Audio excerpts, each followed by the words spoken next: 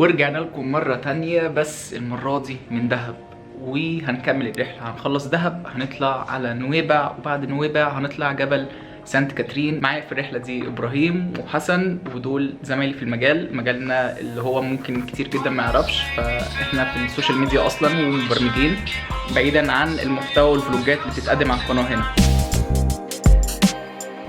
إبراهيم حبيب قلبي، منور الدنيا. احلى سفريه مع احلى رجاله. حبيبي اخويا مصطفى. حسن احد اعضاء شله الهاكرز اللي معانا برضو. ولا هاكر، منور الدنيا. يا عم ده كان بيغرق في البسين يا عم. صحيح، استنى نحط لهم الفيديو.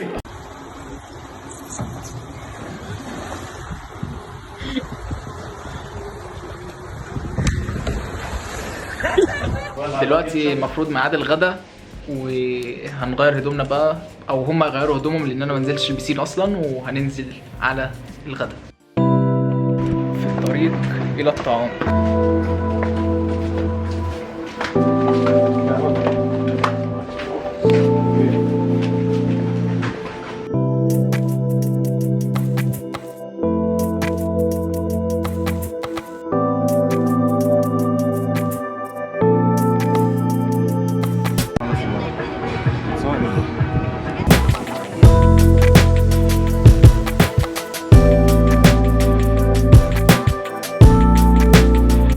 الاكل وصل، عندنا فراخ، ملوخيه، رز، سلطه، وبس. يعني دي تقريبا الحاجات اللي احنا بنحبها يعني. السلام عليكم ورحمه الله وبركاته، اهلا بكم في فلوج جديد. محمد الهادي في نفسه. واحب اقدم ليكم معنا مصطفى في الممشى. القناه هنا.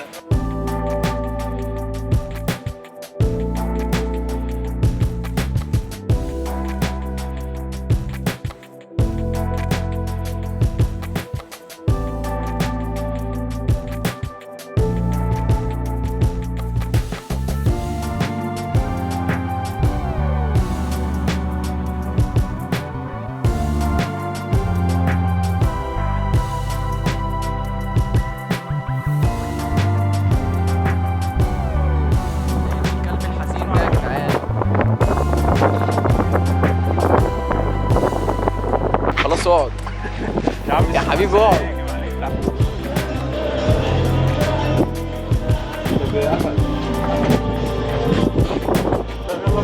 وصلنا عند اخر الممشى، عند الراجل الجميل ده. احلى قهوه ونسكافيه في المكان. مشوار كابتن ايهاب، كابتن مصري، كابتن احمد طارق، كابتن بكه، كابتن مش عايز اطلع سيوة دلوقتي. مش عايز اطلع حتى، والله كلهم حبايبنا، واحلى تحيه من دهب. اللي شغال منه اصلا يعني يكون العميد.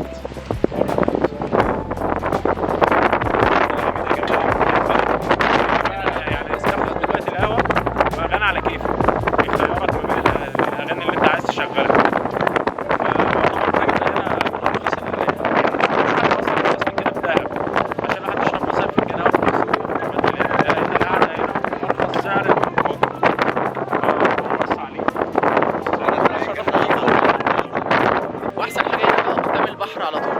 تقعد هنا على الممشى بالاغاني، تختار الاغنيه اللي انت عايزها وتقضيها يا معلم. بس كده. نشوفكم الفلوج الجاي ان شاء الله. لا ننهي لسه الفلوج بدري. دلوقتي. ننهي ايه يا عم؟ ده لسه. خلاص النهارده بقى كده. ننهي اليوم بتاع النهارده ونكمل بكره ان شاء الله. الفلوج الجاي. لسه صاحي من شويه وباتني حاجات كتير جدا. طب وبعدين يعني؟ والله ستوري كانت بتحمل، اقسم بآيات الله ستوري كانت. اعمل موبايل سايلنت يلا. راح عمل سفاري المعلم، تمام؟ وانت اكيد اعمل لك ايه؟ انت دلوقتي اللي جيت اصحيك الصبح قال لي خلاص ماشي هنعمل. رجلي وجعاني والله، تعبت. مره واحده كده قال لي لا خلاص انا مش جاي واطلع. جيت رحت السفاري الصبح، ورحنا عملنا سنوركينج، ورحنا اتمشينا على الممشى وكل حاجه وظبطنا. فاتني حاجات لقيت المعلم كتير لسه نايم. صحيت بعد العصر تقريبا. انا براعي شعورك وما تقلقش، انا هوريك الصوره فيا فرجك. وريني ايه ده هينزلها لي في البروفايل عشان خاطر يحرق دمي. والمعلم ده نزل دايفنج ده نزل معانا واحد نزل دايفنج اتنصب عليه، قلبوه ونصبوا عليه وقال انا شبح من اشباح البساتين واتحط عليه. بالظبط. وفين فلوسي وبتاع، فضل يقول الكلمتين دول لغايه ما جه قدام الناس قلب بطه بلدي بالظبط. والمشكله ان انا ماليش دعوه بالحوار، فانا يعني هزعق له ليه؟ اما صاحب المشكله اصلا قاعد مأنتخ ما بيعملش اي حاجه وقلب بطه. اتحط عليه خلاص يا عم، اتحط عليه وتقلب. وبصوا خلاص بقى كفايه كده كفايه كده عليه. هننزل بقى نتعشى وهنطلع على جبل تويلات. هنعمل ايه هناك؟ هنخيم تقريبا وهنتعشى هناك تاني. هنتعشى هناك في جبل نشرب التويلات حاجة ان شاء الله، وهنحضر حفله بدويه وحفله بالفاير. وبعد كده في ممشى بين جبلين هناك اللي هو جبل التويلات وجبل تاني تقريبا. الممشى ده عليه انوار وكده بالليل، فان شاء الله تكون رحله حلوه كده وباذن الله تعدي على خير ونرجع مبسوطين منها، ونوافيكم بكل لحظه. في الطريق الى العشاء. العشاء حلو. احنا لسه جونا. لا، في باعتين على الجروب الواتس. فرخه ومكرونه. ما بحبش المكرونه، هاكل الفرخه واسيب المكرونه. هاخد المكرونه اوزعها على القطط. عصير تانج ده المفروض انه مانجا يعني، بس هو تانج. احسن حاجه ان المكان فاضي دلوقتي.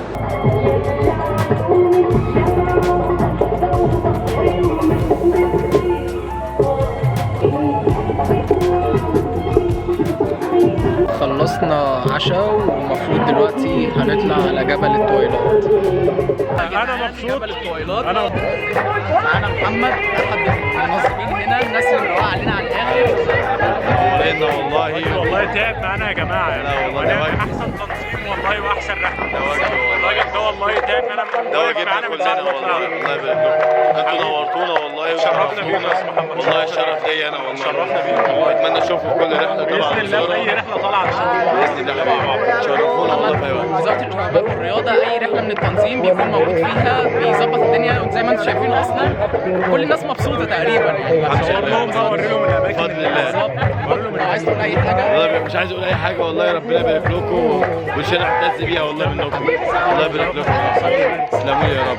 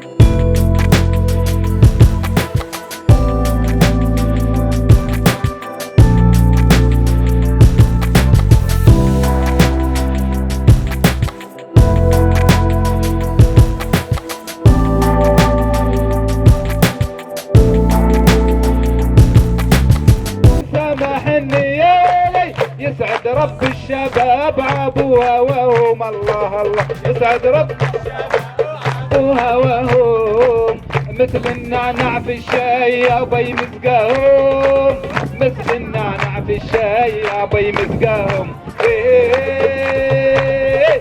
يسعد رب البنات عبوها وهم الله الله يسعد رب البنات الله الله مثل السمك في الماي نركض وراهم مثل السمك في الماي نركض وراهم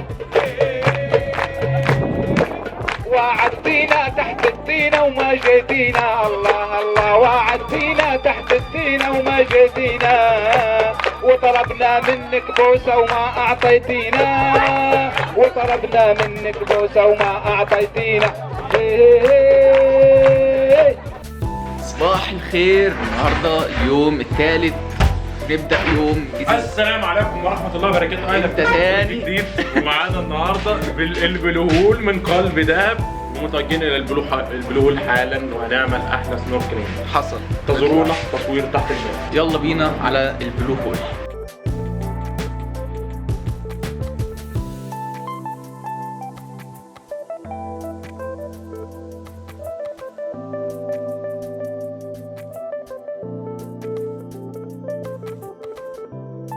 والكلمه للفلوج. قلت للساده والله انتوا على مطلع جبل ايه ده؟ دلوقتي واحد في فرصه ضد الاسيره وان شاء الله رب نجيب المركز الاول.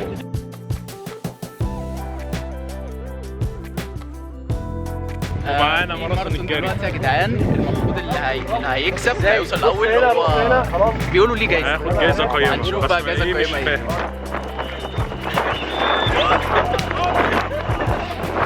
الحمد لله وبلا فخر المركز الاخير.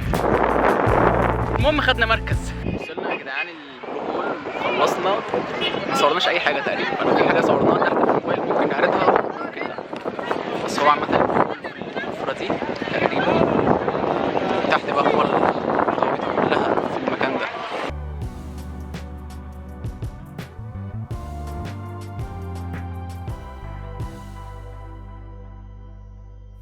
رجلك هنا واحد تقروبة عندك كم سنة؟ مش عارف.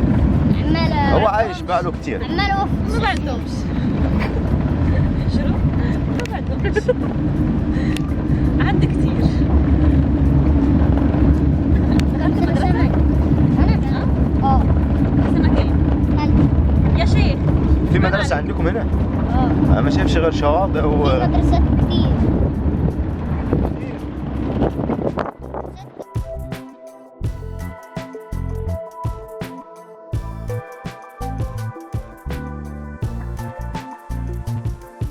يا جدعان الخطة اتقلبت مرة واحدة، قلنا هنطلع سانت كاترين النهاردة بدل ما هنطلع بكرة عشان خاطر أنا نسيت عشان خاطر إيه؟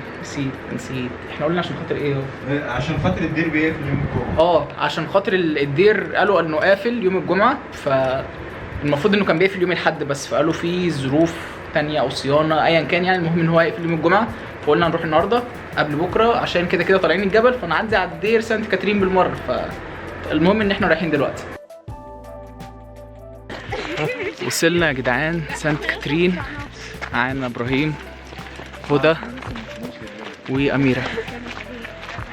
درجه الحراره بيقولوا ان هي هتكون دلوقتي اصلا رايك في الجبل الليل المفروض سالب 6 تقريبا. هو لسه يعني احنا جينا متاخر بس ان شاء الله هنلحق ان شاء الله. وانتي بتكتكي من دلوقتي؟ لا انا مش سقعانه قوي يعني. اميره هي عماله سقعانه تترعش من قوي. دلوقتي، مناعتها ضعيفه جدا. نو مناعه خالص، خجوله جدا.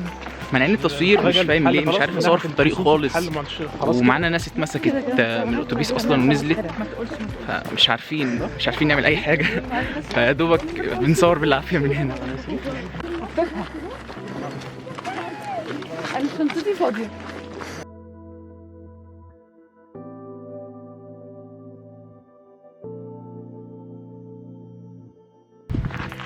المفروض تقريبا وصلنا ربع الجبل والشروق قرب يطلع. هو الشروق طالع من الناحيه دي، انا بعدت النور عشان تشوفوا برضو.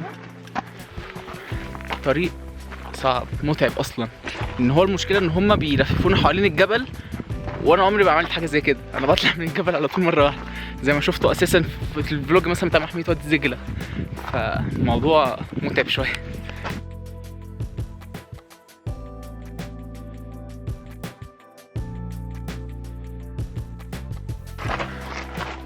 الإضاءة بدأت تظبط سيكا، وادي الشروق برضو من هنا.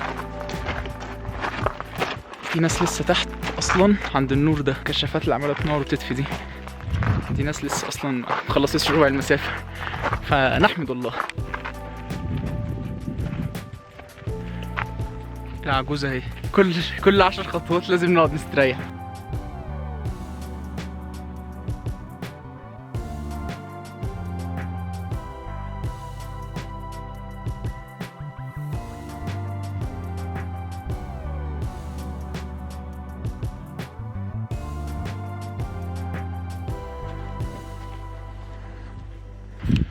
خلصنا نص المسافة تقريبا، بس هو المنظر من هنا جميل جدا بصراحة.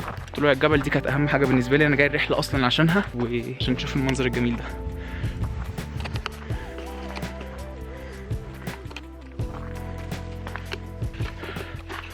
الشروق يا جدعان، ولسه ما وصلناش للقمة. يا مسهل.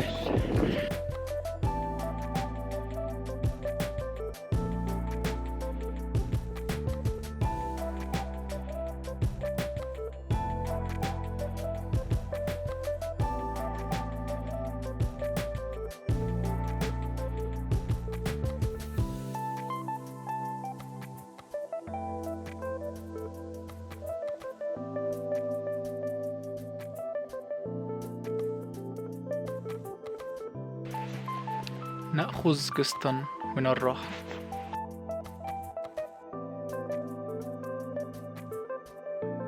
يا جدعان الطريق ما بيخلص. ما بيخلص.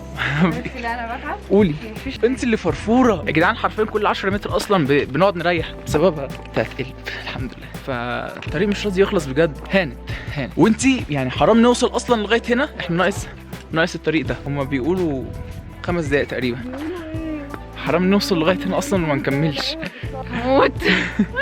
عماله تقول لي انا بتاعت رياضه اساسا وانا رياضيه. وصلنا يا جدعان. هو مش وصلنا قوي يعني، بس هو ناقص بتاع 100 سلمه تقريبا والاستاذه تعبت. هنقعد الاول شويه، ممكن نشرب مشروباتنا الريد بول بتاعنا وشويه العصاير والشيبسيهات والكلام ده كله. على فكره بالمناسبه ان احنا بنطلع مسافه كبيره، بنطلع الاول مسافه كبيره وبعد كده بنخش على السلالم. فما تفتكروش ان 100 سلمه دي قليله، احنا طالعين 650 سلمه. هو التوتال اساسا 750 سلمه. فالموضوع متعب جدا. فكون ان احنا نوصل اساسا للمكان ده فكده جميل جدا.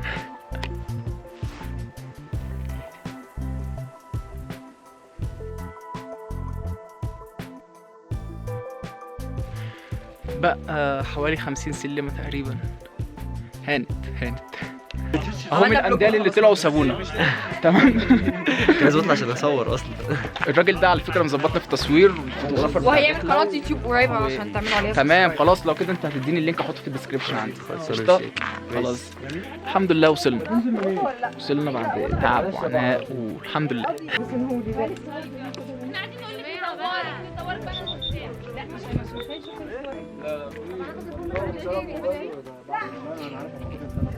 وادي مصطفى الندل اللي طلع وسابنا مبدئيا. انا طالع سابق مصطفى يا جدعان ب3 ساعات، يعني هستناه 3 ساعات يا ابني اميره عشان عماله تتعب كل 10 متر بنريح. تعالى كده ماشي نفرجكم بقى بما ان احنا تعبنا وطالعين في 6-7 ساعات اصلا. الشمس لازم 3-4 ساعات. احنا متحركين من امتى؟ وانتهينا. ونشكر الرجاله الجميله دي اللي تعبوا معانا في التصوير حبيبي والله، وتنظيم الرحله طبعا وكله بلا استثناء. حبيبي تعالي. احب اشكركم أحد على الأعضاء. الجبل. احنا فين دلوقتي؟ طول كتير 7 كيلو. فيعني وتصور ان شاء الله حلوه جدا جدا جدا باذن الله. كان يوم جميل وحققنا حاجه من ضمن احلامنا اللي كنت نفسي اساسا اطلعه، وكان نفسي اطلعه وقت ما كان تلج، بس للاسف زي ما انتم شايفين كده ولا اي تلج. فبيقولوا التلج اصلا بيكون شهر واحد، فغالبا ممكن انزل مره تانية في شهر واحد مخصوص عشان احضر الجبل وهو تلج باذن الله. المهم حققنا حاجه من ضمن الحاجات اللي كنا ناويين نحققها وبس كده.